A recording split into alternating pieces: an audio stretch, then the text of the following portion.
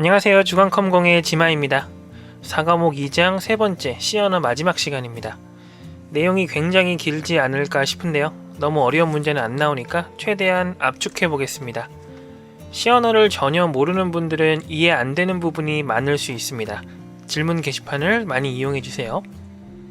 가장 먼저 배우게 될 부분은 바로 배열입니다. 원래 5개의 데이터를 담기 위해서는 5개의 식별자, 변수가 필요한데요. 배열을 사용하면 하나의 식별자를 통해서 여러 데이터를 제어할 수 있게 됩니다. 물론 이 데이터들은 형식이 같아야 합니다. 다른 형식의 데이터를 하나로 묶을 수 있는 구조는 오늘 강의 마지막 부분에서 나올 겁니다. 배열은 여러 데이터를 연속적인 공간에 나열하고 해당 위치들을 첨자로 탐색을 하게 되는데, 이 인덱스 때문에 현재 접근해야 하는 데이터가 몇 번째 데이터인지 확인할 수 있게 되는 것이죠. 나열해야 하는 데이터가 많다면 초기화도 그만큼 많이 해야겠죠. 배열은 중괄호를 이용해서 배열을 선언 단계에서 한 번에 초기화할 수 있습니다. 만약 선언과 초기화를 함께 하지 않으면 각각의 배열 요소를 하나하나 초기화해줘야 하기 때문에 선언과 동시에 초기화해주는 것이 좋겠죠.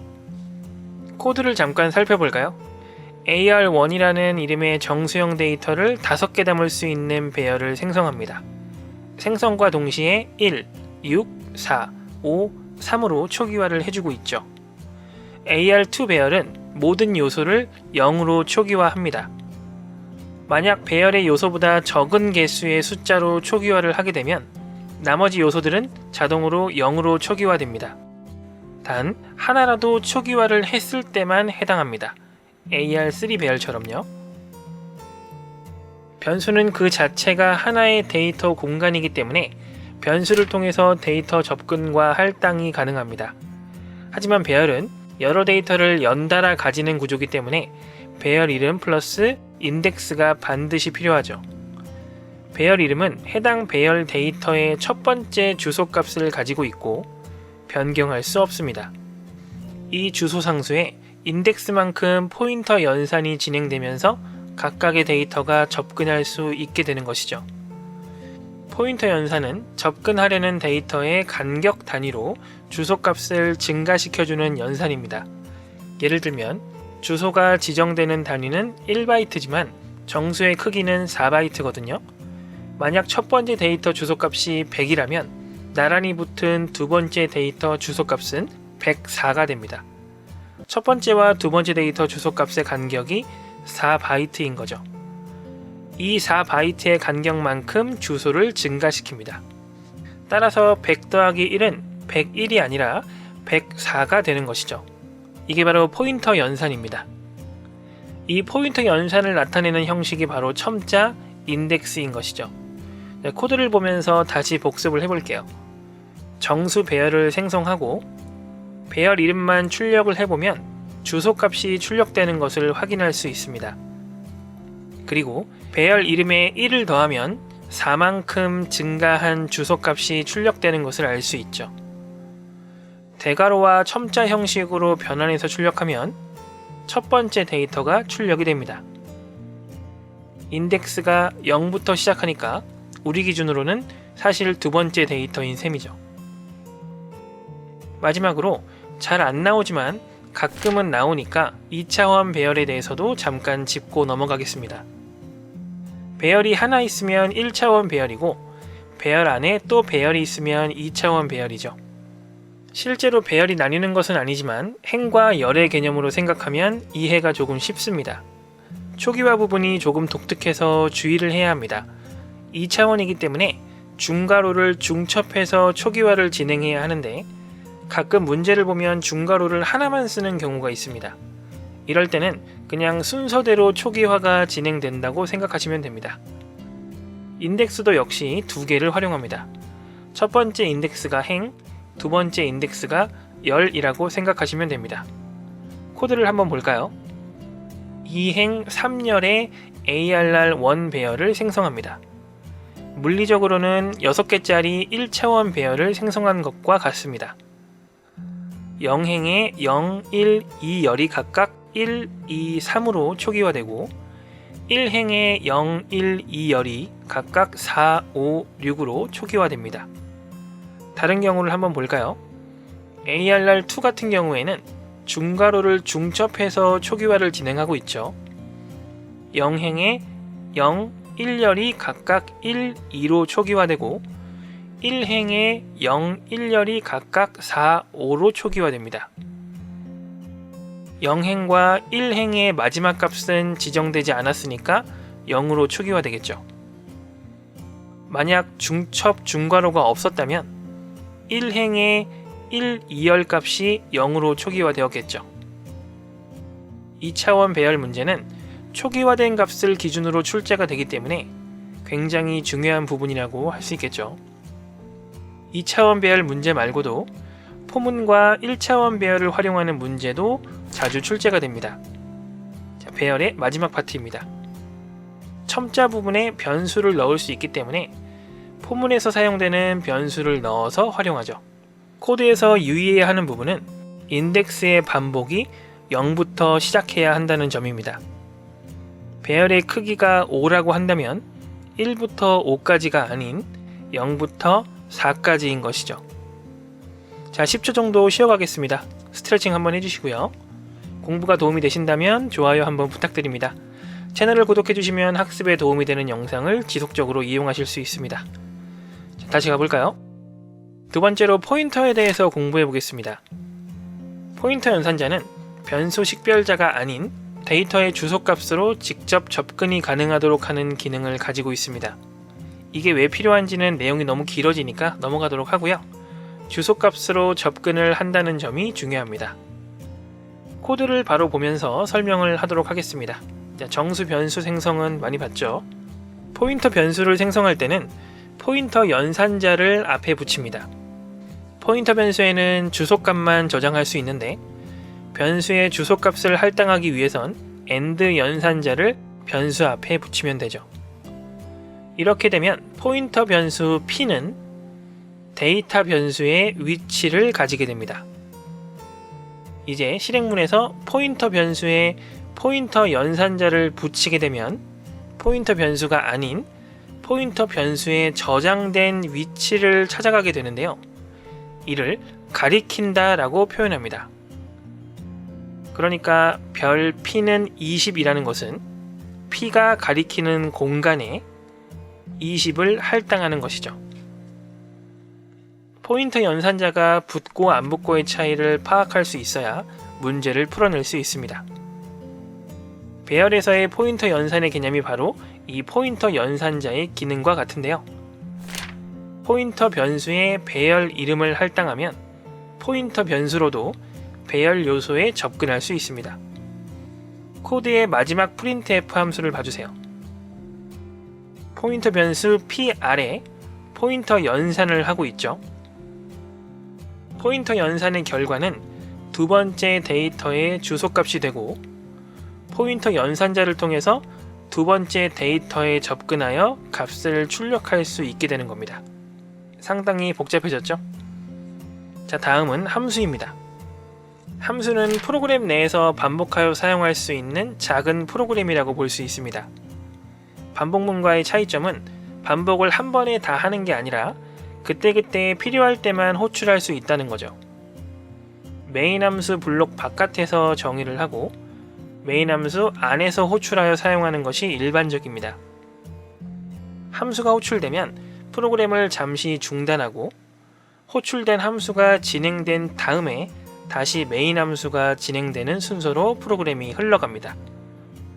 함수는 반드시 정의를 해야 사용이 가능한데요.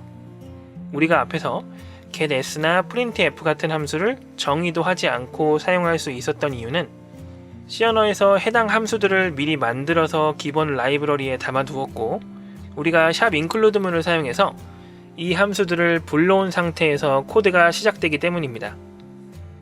만약 샵include stdio.h가 없었다면 입출력 함수는 사용하지 못했겠죠. 아무튼 함수는 진행 순서가 굉장히 중요합니다.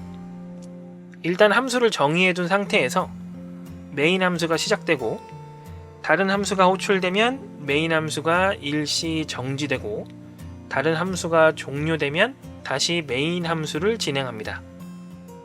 시험에 잘 나오는 함수 유형들을 살펴볼까요? 함수를 호출한 위치로 결과값을 돌려주는 함수가 있습니다. 리턴문을 이용하는데요. 바로 코드를 살펴보도록 할게요. addValue 함수가 정의되어 있습니다. 앞에 int라고 적혀 있는데요. 이 int가 이 함수의 결과값이 정수형이라는 것을 알려주고 있습니다. 만약 결과값이 실수형이라면 int 대신 더블을 입력해야겠죠. 1번 주석을 보시면 호출할 때 5와 10을 인수로 전달을 한다고 되어 있습니다. 5와 10 두 개의 정수를 건네받기 위해서는 함수를 정의할 때 함수명 오른쪽 괄호 안에 타입에 맞는 매개 변수를 미리 선언해 줘야 합니다. 지금은 변수 a에 5, b에 10을 할당하게 되겠죠. 그 다음 addValue 안에 코드가 실행됩니다. a와 b의 합이 변수 c에 할당이 되고 c는 addValue 함수의 결과값으로 반환됩니다. 리턴 값은 addValue가 호출되었던 위치로 갑니다. 결국 k는 addValue 5, 10은 k는 15와 같은 의미가 되는 것이죠. 순서만 신경 쓰면 그렇게 어렵진 않습니다. 마지막으로 k 값을 출력하면서 프로그램이 마무리되는 것이죠. 리턴 값이 없는 경우는 좀 더 쉽습니다. 결과를 돌려주지 않기 때문에 리턴 타입을 고민할 필요 없이 void라고 적어주면 되고 리턴문도 별다른 값 없이 혼자 적어주면 되죠. 마찬가지로 순서만 조심한다면 충분히 풀 수 있는 문제가 될 겁니다. 진짜 어려운 개념은 바로 다음에 나와 있는 참조에 의한 매개 변수 전달, call by reference입니다. 자, 또 10초 정도 쉬어갈게요. 스트레칭 해보시고요. 오늘은 내용이 생각보다 길고 복잡하네요. 다시 힘내서 가보도록 하겠습니다. 매개 변수에 인수를 전달하는 방법은 크게 두 가지가 있습니다. 지금까지 하던 방식은 call by value인데 원본 데이터가 복사되어 전달이 되는 형식입니다. 호출된 함수에서 무슨 짓을 하더라도 원본에는 전혀 영향이 없는 것이죠. 만약 원본 데이터를 가공하는 함수를 정의하고 싶다면 참조에 의한 매개 변수 전달에 대해 알고 있어야 합니다. 인수를 전달할 때 주소값을 사용하고 매개 변수를 선언할 때 포인터 변수를 사용합니다. 이렇게 하면 원본 데이터를 가공할 수 있게 되죠. 코드를 보면서 복습을 해보도록 하죠. 변수 n과 k에 각각 10과 20을 할당했습니다. fa 함수를 호출하면서 첫 번째 매개 변수 x에는 인수 n을 할당했고 두 번째 매개 변수 y에는 인수 k의 주소값을 할당했습니다. 자, fa 함수로 들어가서 x값을 5 증가시킨 다음에 y가 가리키는 위치에 있는 값을 5 증가시킨 다음에 fa 함수를 종료하고 n과 k 값을 출력해 봅니다. 변수 n과 매개 변수 x는 서로 다른 복사된 데이터를 가졌기 때문에 그대로 10이 출력되지만 매개 변수 y는 k를 가리키고 있기 때문에 25가 출력됩니다. 조금 까다롭죠? 함수와 배열은 포인터가 함께 쓰인 문제가 가장 어려운 문제라고 생각하면 됩니다. 자, 오늘 마지막 파트입니다. 구조체에 대해서 배워보겠습니다.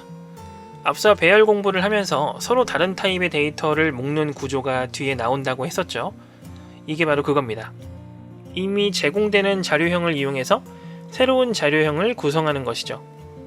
형식을 통일할 필요가 없습니다. 전혀 새로운 자료형이기 때문에 구조체를 먼저 정의하고 해당 구조체 타입의 변수를 선언해야 합니다. 구조체 정의는 함수처럼 메인 함수 바깥에서 진행되는데 별도의 키워드와 중괄호 블록을 이용합니다. 블록 내부에 여러가지 변수를 선언하여 구성하게 되는데요. 이때 변수들은 초기화를 하지 않습니다. 이렇게 말만 하면 이해가 잘 안되죠? 코드를 자세히 살펴보면서 이야기해 보도록 합시다. 먼저 구조체 정의입니다. 스트럭트 키워드와 식별자를 통해서 구조체 정의를 하고 있습니다. 스튜던트 구조체에는 학번과 점수, 학점을 담을 수 있는 변수를 선언합니다.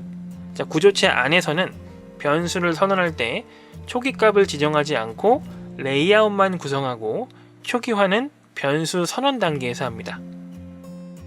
자, 변수를 한번 만들어 볼까요? 구조체 변수를 선언할 때는 struct 키워드가 붙어야 합니다.